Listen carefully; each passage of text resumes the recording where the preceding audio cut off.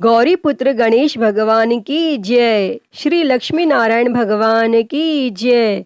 श्री उमापति शंकर भगवान की जय। बृहस्पति देव की जय।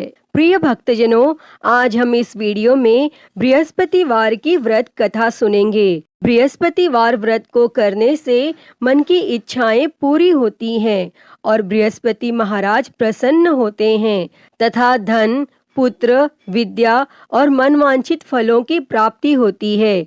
परिवार को सुख शांति मिलती है। इसीलिए यह व्रत सर्वश्रेष्ठ और अति फलदायक सभी स्त्री और पुरुषों के लिए है। इस व्रत में केले का पूजन करना चाहिए।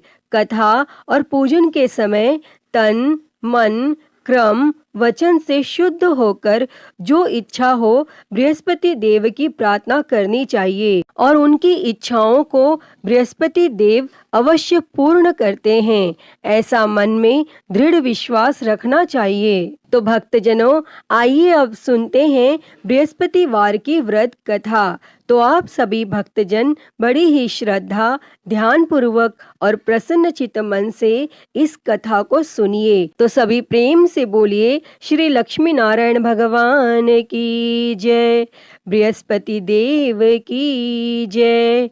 सर्वदेवी देवता की जय। भारतवर्ष में एक राजा राज्य करता था। वह बड़ा प्रतापी और दानी था। वह नित्य गरीबों और ब्राह्मणों की सहायता करता था, लेकिन यह बात उसकी रानी को अच्छी नहीं लगती थी। वह ना ही गरीबों को दान देती और ना ही भगवान का पूजन करती थी और राजा को भी दान देने से मना किया करती थी। एक दिन राजा शिकार खेलने वन को गए हुए थे तो रानी महल में अकेली थी। उसी समय बृहस्पति देव साधु वेश में राजा के महल में भिक्षा के लिए गए और भिक्षा मांगी। तब रानी ने भिक्षा देने से इनकार किया और कहा, हे साधु महाराज, मैं तो दान पुण्य से तंग आ गई हूँ। मेरा पति सारा धन लुटाता रहता है। मेरी इच्छा है कि हमारा धन नष्ट हो जाए, फिर न रहेगा बांस, न बजेगी बांसुरी। तब साधु ने कहा, देवी, तुम तो बड़ी अजीब हो। धन, संतान तो सभी चाहते हैं, पुत्र और लक्ष्मी तो पापी के घर भी होनी चाहिए। यदि तुम्हारे पास अधिक धन है तो भूखों को भोजन दो, प्यासों के लिए प्याऊ बनवाओ, मुसाफिरों के लिए धर्मशालाएं खुलवाओ और निर्धन अपनी कुंवारी कन्याओं का विवाह नहीं कर सकते, उनका विवाह करा दो। ऐसे कई और काम हैं जिनको करने से तुम्हारा यश लोक परलोक में फैलेगा। परंतु रानी पर उपदेश का कोई प्रभाव न पड़ा। वह बोली, महाराज, आप मुझे कुछ न समझाएं। मैं ऐसा धन नहीं चाहती जो हर जगह बांटती फिरूं।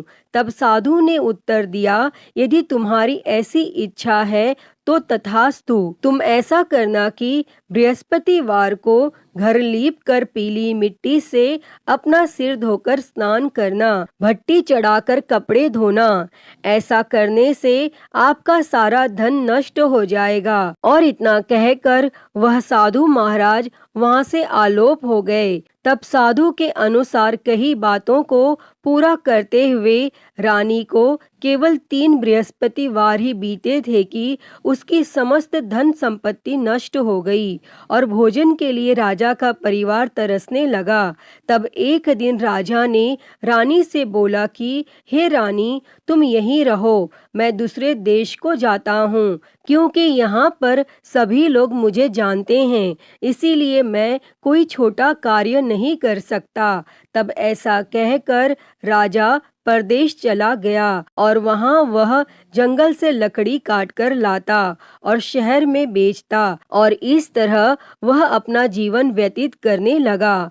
इधर राजा के परदेश जाते ही रानी और दासी दुखी रहने लगे। एक बार जब रानी और दासी को 7 दिन तक बिना भोजन के रहना पड़ा तो रानी ने अपनी दासी से कहा, हे दासी, पास ही के नगर में मेरी बहन रहती है, वह बड़ी धनवान है, तू उसके पास जा और कुछ ले आ ताकि थोड़ी बहुत गुजर बसर हो जाए। तब दासी रानी की बहन के पास गई और उस दिन गुरुवार था और रानी की बहन उस समय बृहस्पतिवार व्रत की कथा सुन रही थी। तब दासी ने रानी की बहन को अपनी रानी का संदेश दिया, लेकिन रानी की बड़ी बहन ने कोई उत्तर नहीं दिया।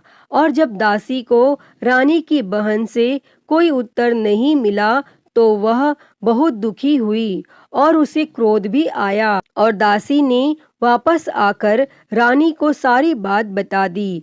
तब सुनकर रानी ने अपने भाग्य को कोसा और उधर रानी की बहन ने सोचा कि मेरी बहन की दासी आई थी, परंतु मैं उससे नहीं बोली और इससे वह बहुत दुखी हुई होगी। और वह कथा सुनकर और पूजन समाप्त करके अपनी बहन के घर आई और कहने लगी, मैं बृहस्पतिवार का व्रत कर रही थी, तुम्हारी दासी मेरे घर आई थी, परंतु जब तक कथा होती है तब तक न तो उठते हैं और न ही बोलते हैं, इसीलिए मैं नहीं बोली। कहो दासी क्यों गई थी? तब रानी बोली, बहन तुमसे क्या छिपाऊं, हमारे घर में खाने तक को अनाज नहीं था। और ऐसा कहते कहते रानी की आंखें भर आई। उसने दासी समेत पिछले 7 दिनों में भूखे रहने तक की बात अपनी बहन को विस्तार पूर्वक सुना दी। तब रानी की बहन बोली, देखो बहन, भगवान बृहस्पति देव सबकी मनोकामना को पूर्ण करते हैं। देखो शायद तुम्हारे घर में अनाज रखा हो। पहले तो रानी को विश्वास नहीं हुआ, पर बहन के आग्रह करने पर उसने अपनी दासी को अंदर भेजा तो उसे सचमुच अनाज से भरा एक घड़ा मिल गया और यह देखकर दासी को बड़ी हैरानी हुई। तब दासी रानी से कहने लगी, हे रानी, जब हमको भोजन नहीं मिलता तो हम व्रत ही तो करते हैं, इसीलिए क्यों न इनसे व्रत और कथा की विधि पूछ ली जाए ताकि हम भी व्रत कर सकें। और तब रानी ने अपनी बहन से बृहस्पतिवार व्रत के बारे में पूछा। तब उसकी बहन ने बताया, बृहस्पतिवार के व्रत में चने की दाल और मुनक्का से विष्णु भगवान का केले की जड़ में पूजन करें तथा दीपक जलाएं, व्रत कथा सुनें और पीला भोजन ही करें, इससे बृहस्पति देव प्रसन्न होते हैं।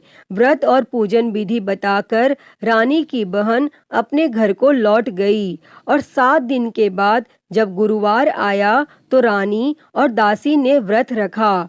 घुड़साल में जाकर चना और गुड़ लेकर आई, फिर उससे केले की जड़ तथा विष्णु भगवान का पूजन किया। और अब पीला भोजन कहाँ से आए, इस बात को लेकर दोनों बहुत दुखी थी।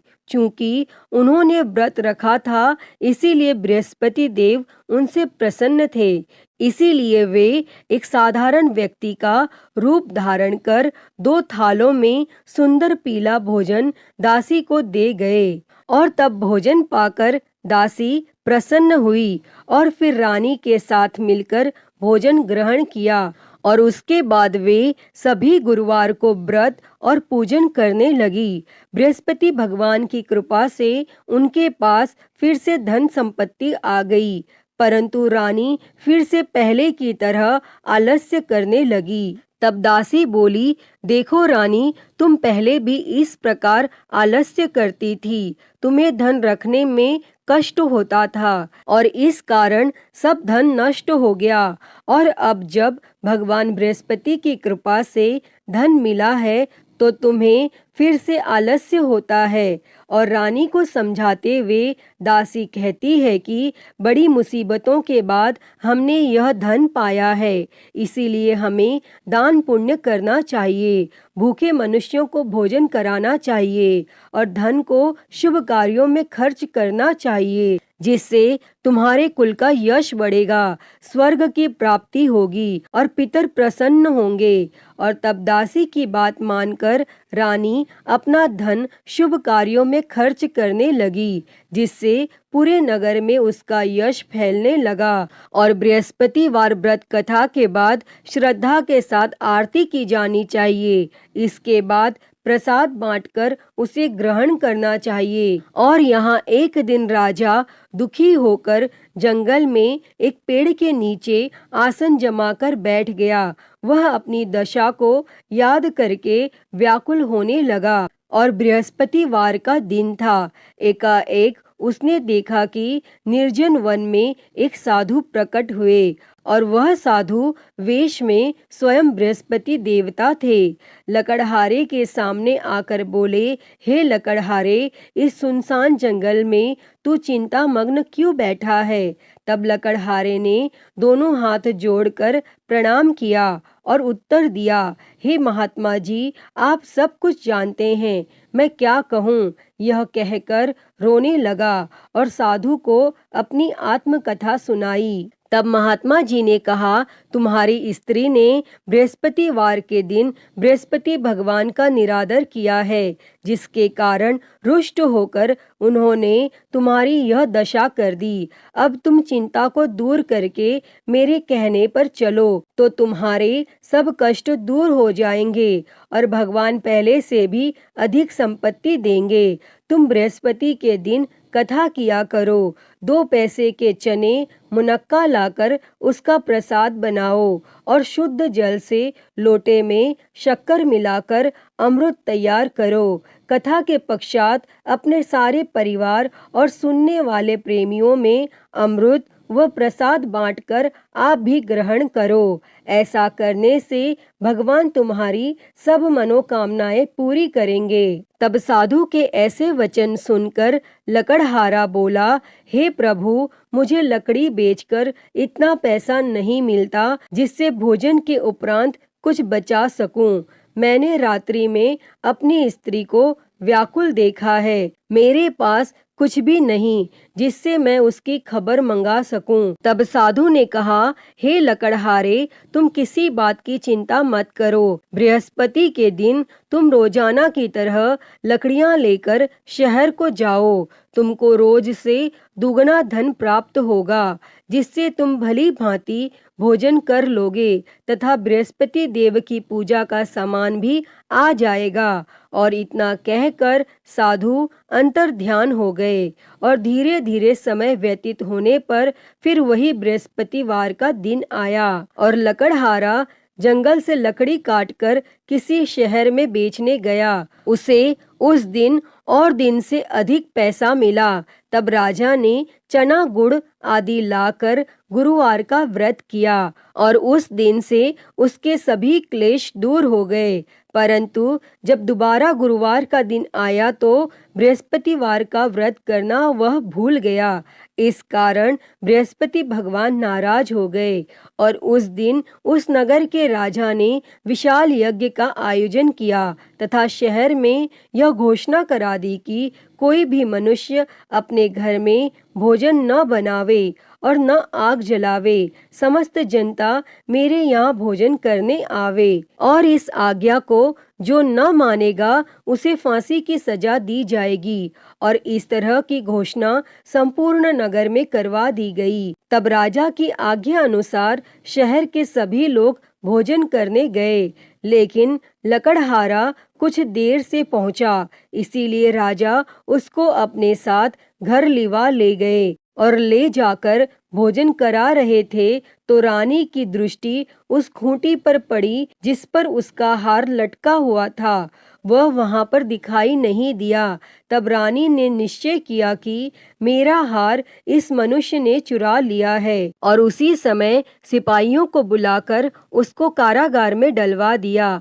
और जब लकड़हारा कारागार में पड़ गया और वह बहुत दुखी होकर विचार करने लगा कि न जाने कौन से पूर्व जन्म के कर्म से मुझे यह दुख प्राप्त हुआ है, और वह उसी साधु को याद करने लगा जो कि जंगल में मिले थे। तब उसी समय तत्काल बृहस्पति देव साधु के रूप में प्रकट हुए और उसकी दशा को देखकर कहने लगे, अरे मूर्ख, तूने बृहस्पति देव की कथा नहीं करी, इस कारण तुझे दुख प्राप्त हुआ है। अब चिंता मत कर, बृहस्पतिवार के दिन कारागार के दरवाजे पर 4 पैसे पड़े मिलेंगे। उनसे तू बृहस्पति देव की पूजा करना और तेरे सभी कष्ट दूर हो जाएंगे। तब बृहस्पतिवार के दिन उसे 4 पैसे मिले। लकड़हारे ने कथा कही और उसी रात्रि को बृहस्पति देव ने उस नगर के राजा को स्वप्न में कहा, हे राजा, तुमने जिस आदमी को कारागार में बंद कर दिया है वह निर्दोष है, वह राजा है, उसे छोड़ देना। और रानी का हार उसी खूंटी पर लटका है। अगर तू ऐसा नहीं करेगा तो मैं तेरे राज्य को नष्ट कर दूंगा। और इस तरह रात्रि के स्वप्न को देखकर राजा प्रातः काल उठा और खूंटी पर हार देखकर लकड़हारे को बुलाकर क्षमा मांगी तथा लकड़हारे को योग्य सुंदर वस्त्र आभूषण देकर विदा कर दिया। और बृहस्पति देव की आज्ञा के अनुसार लकड़हारा अपने नगर को चल दिया। और जब राजा अपने नगर के निकट पहुंचा तो उसे बड़ा आश्चर्य हुआ। नगर में पहले से अधिक बाग, तालाब, कुएं तथा बहुत सी धर्मशाला, मंदिर आदि बन गई हैं। तब राजा ने पूछा, यह किसका बाग और धर्मशाला है? तब नगर के सब लोग कहने लगे, यह सब रानी और बांदी के हैं। तो राजा को आश्चर्य हुआ और गुस्सा भी आया। और जब रानी ने यह खबर सुनी कि राजा आ रहे हैं तो रानी ने बांदी से कहा कि हे दासी, देख राजा हमको कितनी बुरी हालत में छोड़ गए थे और हमारी ऐसी हालत देखकर वह लौट न जाए, इसीलिए तू दरवाजे पर खड़ी हो जा। तब आज्ञा अनुसार दासी दरवाजे पर खड़ी हो गई और राजा आए तो उन्हें अपने साथ लिवा लाई। तब राजा ने क्रोध करके अपनी रानी से पूछा कि यह धन तुम्हें कैसे प्राप्त हुआ है? तब रानी ने कहा, हमें यह सब धन बृहस्पति देव के इस व्रत के प्रभाव से प्राप्त हुआ है। और फिर राजा ने निश्चय किया कि 7 रोज बाद तो सभी बृहस्पति देव का पूजन करते हैं, परंतु मैं प्रतिदिन दिन में 3 बार कहानी तथा रोज व्रत किया करूंगा। और अब हर समय राजा के दुपट्टे में चने की दाल बंधी रहती तथा दिन में 3 बार कहानी कहता। और एक रोज राजा ने विचार किया कि चलो अपनी बहन के यहाँ हो आवे। इस तरह निश्चय कर राजा घोड़े पर सवार हो अपनी बहन के यहाँ को चलने गया। मार्ग में उसने देखा कि कुछ आदमी एक मुर्दे को लिए जा रहे हैं। उन्हें रोककर राजा ने कहा, अरे भाइयों, मेरी बृहस्पति देव की कथा सुन लो। और वे बोले, लो, हमारा तो आदमी मर गया है, इसको अपनी कथा की पड़ी है। परंतु कुछ आदमी बोले, अच्छा कहो, हम तुम्हारी कथा भी सुनेंगे। तब राजा ने दाल निकाली और जब कथा आधी हुई थी कि मुर्दा हिलने लग गया। और जब कथा समाप्त हो गई तो राम राम करके मनुष्य उठकर खड़ा हो गया। और आगे मार्ग में उसे एक किसान खेत में हल चलाता मिला। तब राजा ने उसे देखकर उससे बोले, अरे भैया, तुम मेरी बृहस्पतिवार की कथा सुन लो। तब किसान बोला, जब तक मैं तेरी कथा सुनूंगा तब तक 4 हरिया जोत लूंगा, जा अपनी कथा किसी और को सुना। इस तरह राजा आगे चलने लगा और राजा के हटते ही बैल पछाड़ खाकर गिर गया तथा किसान के पेट में बड़ी जोर का दर्द होने लगा। और उस समय उसकी माँ रोटी लेकर आई। उसने जब यह देखा तो अपने पुत्र से सब हाल पूछा। तब बेटे ने सभी हाल कह दिया। तो बुढ़िया दौड़ी दौड़ी उस घुड़सवार के पास गई और उससे बोली कि मैं तेरी कथा सुनूंगी, तू अपनी कथा मेरे खेत पर चलकर ही कहना।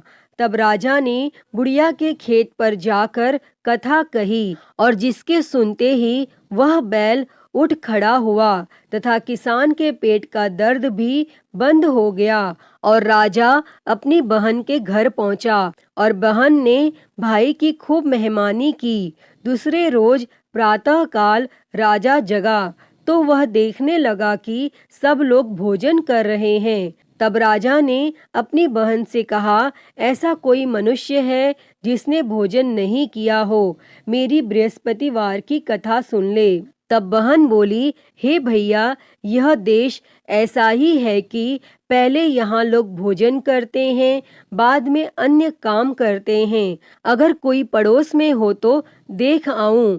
और वह ऐसा कहकर देखने चली गई, परंतु उसे कोई ऐसा व्यक्ति नहीं मिला जिसने भोजन न किया हो। अतः वह एक कुम्हार के घर गई जिसका लड़का बीमार था। उसे मालूम हुआ कि उनके यहाँ 3 रोज से किसी ने भोजन नहीं किया है। तब रानी ने अपने भाई की कथा सुनने के लिए कुम्हार से कहा और वह तैयार हो गया। तब राजा ने जाकर बृहस्पतिवार की कथा कही, जिसको सुनकर उसका लड़का ठीक हो गया और अब तो राजा की प्रशंसा होने लगी। फिर एक रोज राजा ने अपनी बहन से कहा कि हे बहन, हम अपने घर को जाएंगे, तुम भी तैयार हो जाओ। राजा की बहन ने अपनी सास से कहा। सास ने कहा, हाँ चली जा, परंतु अपने लड़कों को मत ले जाना, क्योंकि तेरे भाई की कोई औलाद नहीं है। और बहन ने अपने भैया से कहा, हे भैया, मैं तो चलूंगी, पर कोई बालक नहीं जाएगा। तब राजा बोला, जब कोई बालक नहीं चलेगा तब तुम भी क्या करोगी। और बड़े दुखी मन से राजा अपने नगर को लौट आया। और राजा ने अपनी रानी से कहा, हम निर्वंशी है, हमारा मुंह देखने का धर्म नहीं है। और फिर कुछ भोजन आदि भी नहीं किया। तब रानी बोली, हे प्रभु, बृहस्पति देव ने हमें सब कुछ दिया है, वह हमें औलाद अवश्य देंगे। और उसी रात को बृहस्पति देव ने राजा से स्वप्न में कहा, हे राजा, उठ, सभी सोच त्याग दे, तेरी रानी गर्भ से है। तब राजा को यह बात सुनकर बड़ी खुशी हुई और 9वें महीने में उसके गर्भ से एक सुंदर पुत्र पैदा हुआ। तब राजा बोला, हे रानी, स्त्री बिना भोजन के रह सकती है, पर बिना कहे नहीं रह सकती। जब मेरी बहन आवे तुम उससे कुछ कहना मत। तब रानी ने यह सुनकर हाँ कर दिया। और जब राजा की बहन ने यह शुभ समाचार सुना तो वह बहुत खुश हुई और बधाई लेकर अपने भाई के यहाँ आई। तभी रानी ने कहा, घोड़ा चढ़कर तो नहीं आई, गधा चढ़ी आई। तब राजा की बहन बोली, भाभी, मैं इस प्रकार न कहती तो तुम्हें औलाद कैसे मिलती। प्रिय भक्तजनों, बृहस्पति देव ऐसे ही हैं, जैसी जिसके मन में कामनाएं हैं सभी को पूर्ण करते हैं। जो सद्भावना पूर्वक बृहस्पतिवार का व्रत करता है, एवं कथा पढ़ता है अथवा सुनता है, दूसरों को सुनाता है, बृहस्पति देव उसकी सभी मनोकामना पूर्ण करते हैं। जैसी सच्ची भावना से रानी और राजा ने उनकी कथा का गुणगान किया, तो उनकी सभी इच्छाएं बृहस्पति देव जी ने पूर्ण की थी। अतः हे बृहस्पति देव जी, जैसी कृपा आपने राजा और रानी पर की, वैसी ही कृपा इस कथा को कहते, सुनते और हुंकारा भरते सभी पर करना। तो सभी प्रेम से बोलिए, बृहस्पति देव की जय, श्री लक्ष्मी नारायण भगवान की जय। तो आइए बृहस्पतिवार व्रत की एक और कथा सुनते हैं। तो सभी प्रेम से बोलिए, बृहस्पति देव की जय, भगवान विष्णु की जय। प्राचीन समय में एक ब्राह्मण रहता था। वह बहुत निर्धन था, उसकी कोई संतान नहीं थी। उसकी स्त्री बहुत मलिनता के साथ रहती थी। वह स्नान न करती, किसी देवता का पूजन न करती। इससे ब्राह्मण देवता बड़े दुखी थे। बेचारे बहुत कुछ कहते थे, किंतु उसका कुछ परिणाम न निकला। तब भगवान की कृपा से ब्राह्मण की स्त्री को कन्या रूपी रत्न पैदा हुआ।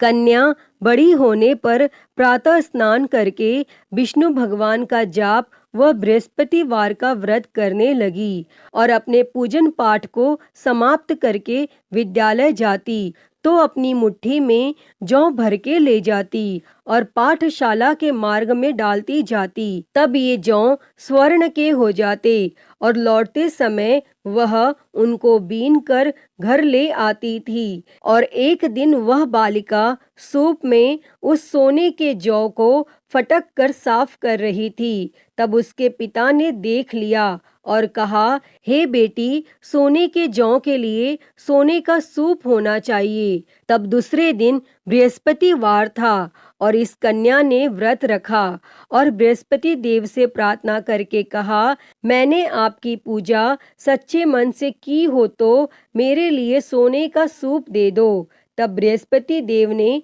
उसकी प्रार्थना स्वीकार कर ली। तब रोजाना की तरह वह कन्या जौ फैलाती हुई जाने लगी और जब लौटकर जौ बीन रही थी तो बृहस्पति देव की कृपा से सोने का सूप मिला और उसे वह घर ले आई और उसमें जौ साफ करने लगी, परंतु उसकी माँ का वही ढंग रहा। एक दिन की बात है कि वह कन्या सोने के सूप में जौ साफ कर रही थी और उस समय उस शहर का राजपुत्र वहां से होकर निकला और इस कन्या के रूप और कार्य को देखकर मोहित हो गया तथा अपने घर आकर भोजन तथा जल त्याग कर उदास होकर लेट गया। और जब राजा को इस बात का पता लगा तो अपने प्रधानमंत्री के साथ उसके पास गए और बोले, हे बेटा, तुम्हें किस बात का कष्ट है? किसी ने अपमान किया है अथवा और कोई कारण हो सो कहो, मैं वही कार्य करूँगा जिससे तुम्हें प्रसन्नता होगी। और तब अपने पिता की राजकुमार ने बातें सुनी तो वह बोला, मुझे आपकी कृपा से किसी बात का दुख नहीं है, किसी ने मेरा अपमान नहीं किया है, परंतु मैं उस लड़की से विवाह करना चाहता हूँ जो सोने के सूप में जौ साफ कर रही थी। और यह सुनकर राजा आश्चर्य में पड़ा और बोला, हे बेटा, इस तरह की कन्या का पता तुम ही लगाओ, मैं उसके साथ तेरा विवाह अवश्य ही करवा दूंगा। तब राजकुमार ने उस लड़की के घर का पता बतलाया और तब मंत्री उस लड़की के घर गए और ब्राह्मण देवता को सभी हाल बतलाया। तब ब्राह्मण देवता राजकुमार के साथ अपनी कन्या का विवाह करने के लिए तैयार हो गए तथा विधि विधान के अनुसार ब्राह्मण की कन्या का विवाह राजकुमार के साथ हो गया। और कन्या के घर से जाते ही पहले की भांति उस ब्राह्मण देवता के घर में गरीबी का निवास हो गया। और एक दिन दुखी होकर ब्राह्मण देवता अपनी पुत्री के पास गए। तब बेटी ने पिता की दुखी अवस्था को देखा और अपनी माँ का हाल पूछा। तब ब्राह्मण ने सभी हाल कहा। तब कन्या ने बहुत सा धन देकर अपने पिता को विदा कर दिया और इस तरह ब्राह्मण का कुछ समय सुखपूर्वक व्यतीत हुआ। परंतु कुछ दिन बाद फिर वही हाल हो गया। ब्राह्मण फिर अपनी कन्या के यहाँ गया और सारा हाल कहा तो लड़की बोली, हे पिताजी, आप माताजी को यहाँ लिवा लाओ, मैं उसे विधि बता दूंगी जिससे गरीबी दूर हो जाएगी। तब वह ब्राह्मण देवता अपनी स्त्री को साथ लेकर पहुँचे तो वह कन्या अपनी माँ को समझाने लगी, हे माँ, तुम प्रातः काल प्रथम स्नान आदि करके विष्णु भगवान का पूजन करो तो सब दरिद्रता दूर हो जाएगी। परंतु उसकी माँ ने एक भी बात नहीं मानी और प्रातः काल उठकर अपनी पुत्री के बच्चों की जूठन को खा लिया। इससे उसकी पुत्री को भी बहुत गुस्सा आया और एक रात को कोठरी से सभी सामान निकाल दिया और अपनी माँ को उसमें बंद कर दिया और प्रातः काल उसे निकाला तथा स्नान आदि करा के पाठ करवाया तो उसकी माँ की बुद्धि ठीक हो गई और फिर वह प्रत्येक बृहस्पतिवार को व्रत रखने लगी। इस व्रत के प्रभाव से उसके माँ बाप बहुत ही धनवान और पुत्रवान हो गए और बृहस्पति जी के प्रभाव से इस लोक के सुख भोग कर स्वर्ग को प्राप्त हुए। अतः हे बृहस्पति देव जी, जैसी कृपा आपने ब्राह्मण पुत्री पर की, वैसी ही कृपा इस कथा को कहते, सुनते और हुंकारा भरते सभी पर करना। सभी के जीवन से दरिद्रता दूर कर सभी के जीवन में धन संपत्ति और सुख समृद्धि देना। तो सभी प्रेम से बोलिए बृहस्पति देव की जय, श्री लक्ष्मी नारायण भगवान की जय। प्रिय भक्तजनों, तो मैं उम्मीद करती हूँ कि आपको आज की ये कथा पसंद आई होगी और अगर वीडियो अच्छी लगी हो तो इसे लाइक करें, ज़्यादा से ज़्यादा शेयर करें और कमेंट बॉक्स में बृहस्पति देव जी की जय लिखना ना भूलें और महाकाल भक्ति ज्ञान चैनल को सब्सक्राइब कर नोटिफिकेशन बेल को ज़रूर ऑन कर लें। हर हर महादेव। धन्यवाद।